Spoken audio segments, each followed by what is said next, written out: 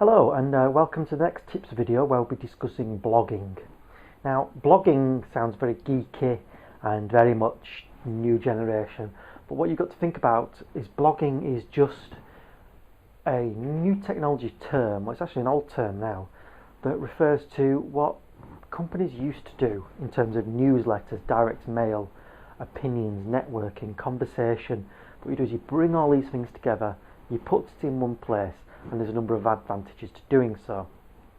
I think blogging is very important for consultants and professionals in terms of demonstrating knowledge, expertise, and giving an opinion up. And there's a whole number of benefits that come with it that we'll go through shortly. Now, if you're blogging, you need somewhere to blog onto, and obviously these are websites. And there's two main ways you can do it. You can have a blog on your own website, or you can go to a blogging site where the blog is hosted and controlled, but it's on somebody else's website. I much prefer having the blog on your own website. There's a number of factors for that, search engine optimization, etc. But there is benefits from having it on other people's sites, such as the backlinks from a blog going onto your own website. So you can have both actually, and you can use the same content in both places. So there's a blog on blogger.com or wordpress.com, and then there's a blog on your own site. You're feeding the same content. But if you've got an existing site and it doesn't have a blog on it, ask your web guy who built you the site how much it would be to implement a WordPress blog onto your site. It should cost peanuts. I mean, it should be less than £100. I mean, or around that region. If they're costing more, you need to ask why. It'll take them 10 minutes to implement the WordPress blog on the back end of their server, and all they need then do is add another menu item onto the website word blog. It should take no more than a few minutes.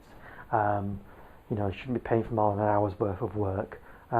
If they may have reasons for saying, well, it's going to cost a lot more, but I would be dubious about what those reasons would be. But I don't set their prices, so but it's worth doing even if it costs a few £100. Or if you're setting up a new site, use tools like WordPress that are built around blogging. And tell your designer you want to blog. Can you implement a tool into your website that'll give you the level of control, something like WordPress. So they're easy to get up and running. Either just go to a site like blogger.com or wordpress.com and set one up, or have one put on your own website. Now, before you start writing a blog, think about keywords.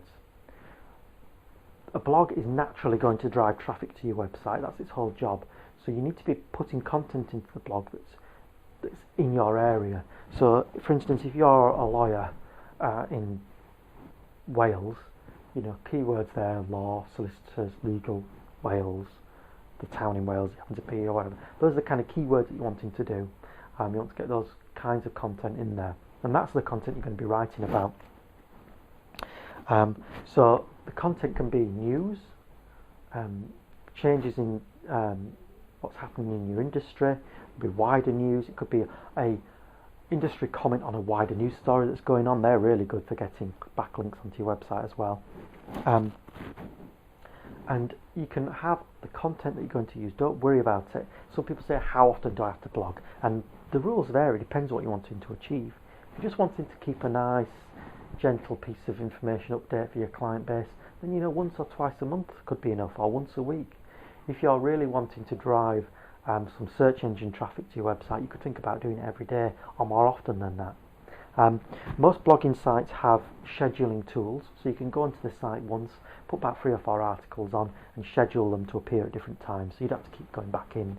I personally go in on a Monday morning and put content up onto the site, spreading out over the next 2 weeks. And I do that regularly, so I have lots of content going into my site, multiple posts in a day.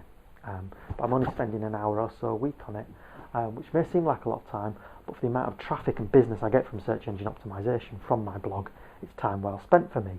But you need to judge what's the right balance for yourself.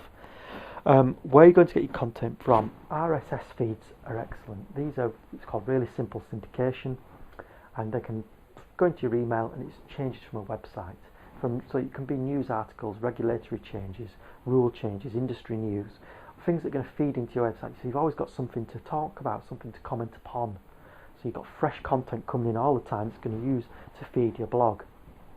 Um, or if the websites that you wanted about don't have RSS feeds on them, it's usually a little orange button with RSS written next to it. It's usually hidden away, but it'll be on the first page. But not all sites do. There's change detection services which you can register for. Again, they're free to use, and they monitor the website. And if it changes, it emails you an alert, so you can go to the website and get the content. So you can do things like that. Again, fresh and up-to-date content and news and regulatory changes. You can harvest it all naturally. You don't need to be going out all the time looking at the sites, and that'll be the content that you'll feed into your blog. And also you can just write original content, so you can just sit there and write a whole host of original content. For instance, all these videos that I'm producing, they're all original content, and they'll all be used in the blog as well. So you can host that original content as well as the farmed content as well. Try and keep it conversational if you're doing original content. People don't like preaching from the mount, but don't be scared of being a little bit controversial. Controversial can work. If you put something controversial up, somebody can link to it with a comment, and that can drive quite a lot of links back to your website, which again is great for search engine optimization. It puts you out there, put a cat amongst the pigeons, shows you've got an opinion. You're not just a Me Too follower of what's going on. You're driving something. But again, don't be too controversial. If you've been a little bit controversial, you would alienate some people. They probably weren't going to get on with you anyway. So just be natural. So don't be controversial for controversial sake, but don't be scared of being controversial. Keep it conversational. The content that you're using in your blog can have multiple uses. You don't just use it and throw it away. It can be then used for content that's going to build into a monthly newsletter that you're going to go out either digitally or in paper. And again, there's another video coming up on how to implement these newsletters. When you're doing a blog, linking is very important. People are going to link to your blog articles over time. It doesn't happen overnight. It's a long ball. This is a long play. It's a blog. You're not going to put a blog up on Monday and start seeing the benefits in terms of business on a Friday. It's not like that. It takes a little bit of time for things to get rolling, but when it does pay off, boy does it pay off. But think about, if you're referring to content from another site, always link to that content. One, nobody can then accuse you of plagiarising other content. You've referenced it, you've linked it, you're all above board. Number two, links going from your site to lots of other site sources of information establishes within the search engines that you're a trusted source and an expert source. It's good for your search engine rankings. And also link to other blog articles and other parts of your website that you've built. Internal links all help for search engine optimization. But don't be tempted to do link trading where you link to them, they link to you. It doesn't help. Unless it's a legitimate, where you're recommending their services and they're recommending yours, then that's fair enough. But don't just do it as a matter of course, especially if it's unrelated. It doesn't help. You can get penalised on the search engine rankings as well. Now the process of a blog should follow this process. The title. Keep it short, and I'll come on to the reason why for that, but a short title is much better, especially if you're going to link it into other search engine tools and social media tools, but we'll come on to that. So you have the title, link to the reference material, content, short content, long content, however long it needs to be, and then a standard footer, and that footer is where you're going to put in some of the tools that can help you capture people's information. Get them to sign into your newsletters and things like that. And again, when we come on to those aspects, I'll cover that in the blog. Watch the videos to pick up on that. Like I say, a lot of these videos do interlink, and watching one in isolation is not the best way. But you can do.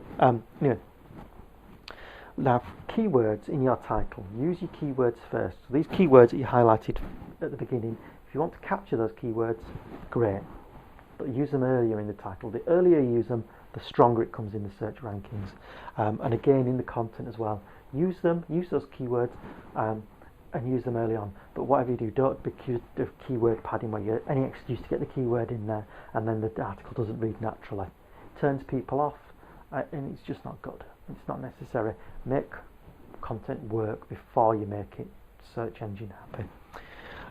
Now, obviously, search engine optimization has come up a whole lot in this section, and SEO is about how the search engines rank you, how Google ranks you, how Yahoo ranks you, how MSN ranks you. And the idea is that if somebody types in a search for your business in your area, you'll come higher up the rankings, more likely to get the business. Most people don't go very far down the Google pages, so if you're not in the first top few, you're probably not going to get the traffic. And as we'll see later on, the traffic is what we're going to convert. This is all about visibility. This whole section is about visibility. Later we'll look about how we're going to convert those to prospects. So blogging is really very good for search. It's natural, it's full of good content. After a while you have such a deep length of content, deep history of content on your website that it's really powerful for search engine optimization.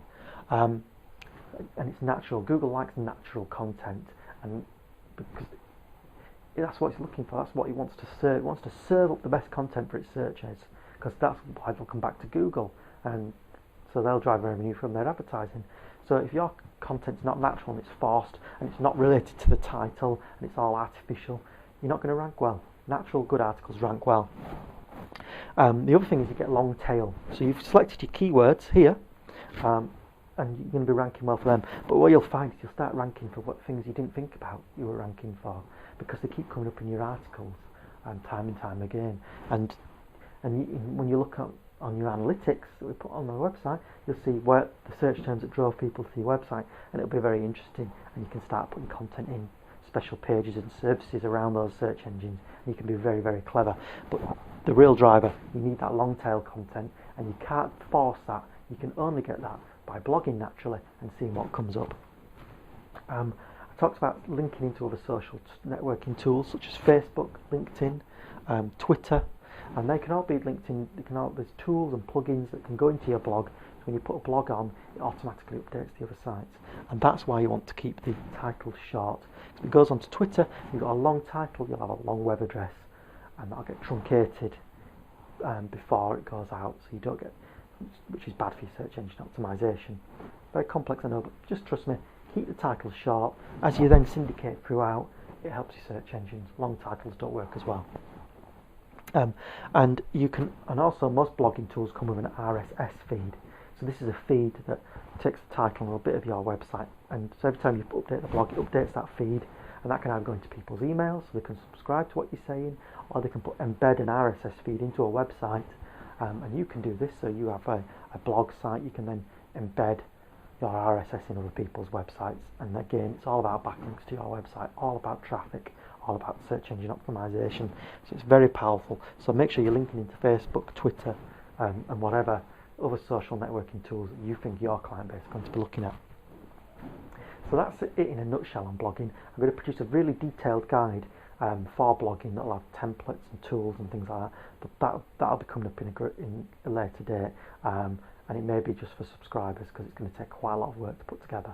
But in the meantime, there's enough information there. Don't be scared of blogging. Get on, start using it, start seeing the benefits. It's a powerful tool for increasing your visibility, and as you know, that then follows through all the way through your profitability pathway into annual revenues and profit. So good luck, good blogging, and let me know how you get on. Thank you.